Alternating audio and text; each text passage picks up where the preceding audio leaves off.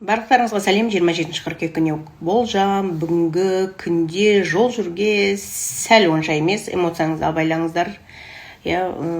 Машинаны абайлап айдаңыздар, жолдан абайлап өтіңіздер. Ал шаш қидыруға да онша емес күн. Бүгін жылы туғандарға, немесе май айында туылсаңыз, сіздерге сәл стресс, денсаулықтарыңызға қараңыздар. Бүгінгі күннің өзі үйдің үлкендеріне қарау керек, балдарға қарау керек, көп сөйлесіңіздер, хабарласыңыздар үйдің үлкендеріңмен, ата-аналарыңызбен. Балдарыңызға жаңа нәрсе үйретіңіздер деп көрсетеді, және өзіңіз жалғыз, өзіңіз прогулка жасап келсеңіздер де өте жақсы. Активацияның прогулкасын қолдансаңыздар тіпті жақсы, керемет, оның үстіне сәттілік аласыздар. Октябрь айы тіпті керемет, активация топқа қосылыңыздар, жақсы сәттілік алып келеді. Енді бүгінгі күнде ешкімді ренжітпейміз, ешкімге конфликт давать етпейміз, және біреуді ойнап айттым дейтін болсаңыздар тез ренжігіш болады. Бүгінгі күнде адамдар документті абайлаңыздар, әріптен қате кетуі мүмкін. Және бүгінгі күнде көрген түстеріңіз мән беріңіздер түстеріңізге. Өйткені сол түс орындалуы мүмкін, либо сіздердің бір шешім қабылдай алмай жатсаңыз, сіздерге бір шешімін беру мүмкін, осылай шығасың деген сияқты, либо сол түсіңізден инсайт аласыз ба?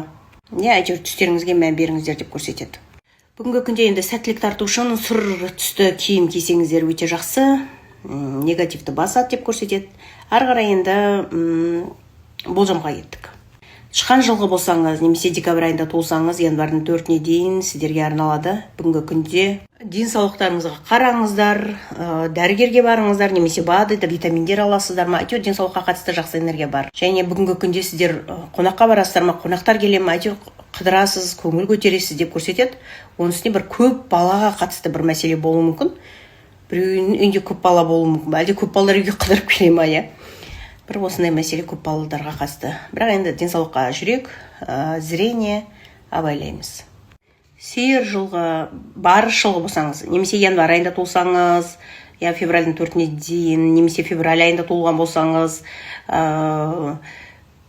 марттың 4-не дейін сіздерге арналады. Бүгінгі күнде именно тілден конфликт болуы мүмкін, абайлаймыз тілімізге, ешкіммен ұрыспаймыз, ұзаққа созылуы мүмкін деп айтып жатырмын ғой. Бүгінгі күннің энергиясы кекшілдік бар. Және заттарыңызды жоғалтып алудан, тастап кетуден абайлаңыздар. Бірақ егер де повар болсаңыз, ет сататын болсаңыз, саудаларыңыз жақсы жүруі мүмкін. Бүгін ет асасыздар ма? Бүгін мол дауға ет асайықшы, ет жекші деулеріңіз де мүмкін. Бірақ повармен ет сататындардың саудасы жақсы жүреді. Бірақ кесіп алудан, пышақтан абайлаңыздар. Темірден, металл предметтен, жолдан абайлап өтеміз, машинаны абайлап айдаңыздар. Қоян жылғы болсаңыз, немесе қоян айында, ол март айында туылған болсаңыз, март, апрельдің 5-6-сына дейін сіздерге арналады. Бүгінгі күнде денсаулыққа қараңыздар. Недвижимость, үй, машина, әйтеуір қымбат заттың документтермен жүгірулеріңіз мүмкін недвижимостьтің, либо мамаңыз үйдің недвижимостіне қатысты документтермен жүгіру мүмкін. Мамаңыздың, балдарыңыздың денсаулығына қараңыздар, және өзіңіздің әрине. ЖКТ ас қорыту мүшесін абайлайсыздар ғой. Дұрыс емес тамақ жеп қалып, ұшынып қалмаңыздар.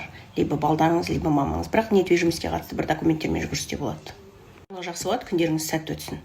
Ұлу жылғы болсаңыз, немесе жылан жылғы болсаңыз, немесе апрель айында туылсаңыз, немесе май айында туылсаңыз, июньнің 7-сіне дейін сіздерге арналады. Негізі ұлуларға бүгін ұлу жылғылар болсаңыз, немесе апрель айында туылсаңыз, бүгін сұлусыздар, әдемісіздер, блогер болсаңыздар, прямой эфирге шығыңыздар, затты өздеріңіз сатып шығыңыздар, айтып, сөйлеп, өткен саудаларыңыз жүреді деп көрсетеді.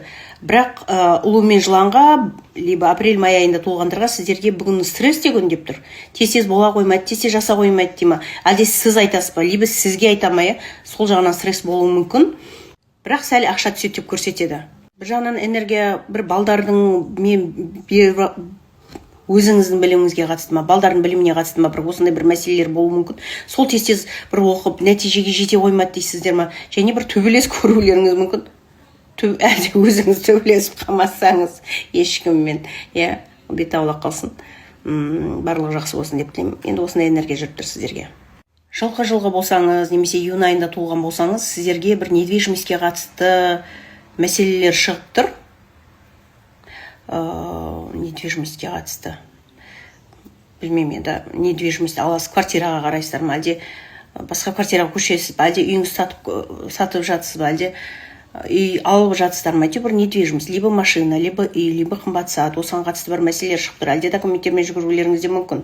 Сол бір мәселеге қатысты шаршап шалдығып, ешек болып шаршап келдім деуіңіз де мүмкін, либо барынша еңбектенуіңіз де мүмкін, бірақ сол нәтижесін береді, ақша да түсуі мүмкін. Бүгін ешқандай недвижимостьке қатысты жүгірген жоқпын, просто үйде шаруалар көп болды деп, бүгін барынша шаршап еңбектенсеңізші, сол кезде жақсы ақша келеді.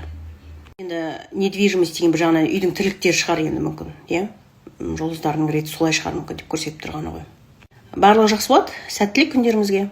Қой мешін жылғы болсаңыз, немесе шілде, либо август айында туылсаңыз, сентябрьдің 7-сіне дейін сіздерге арналады. Болжам бүгін бір білімге қатысты бір мәселе болуы мүмкін, либо тіл үйренсем бе екен, либо білім алсам бе екен деп шығуыңыз да мүмкін, либо білім алмадым деуіңіз де мүмкін бе екен.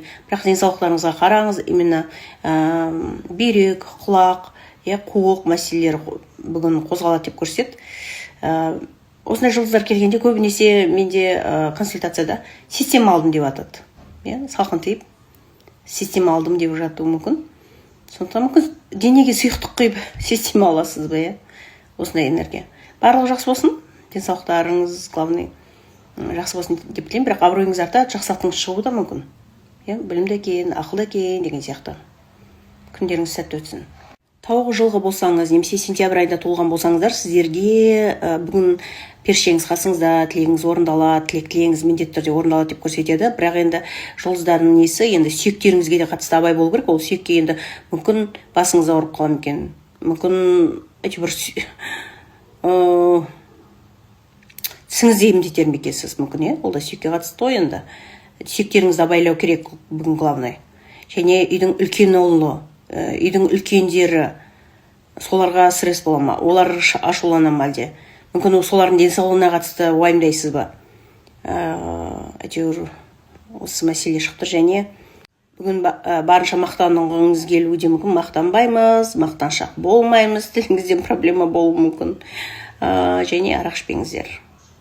Ит жылғы, доңыз жылғы болсаңыз бүгінгі күнде, либо октябрь айында туылсаңыз, либо ноябрь айында туылсаңыз, декабрьдің 7-сіне дейін сіздерге арналады. Бүгінгі күнде сіздерге недвижимость мамаңызға, балдарыңызға қатысты, либо өзіңіз мама болсаңыз, сізге қатысты мәселе болуы мүмкін.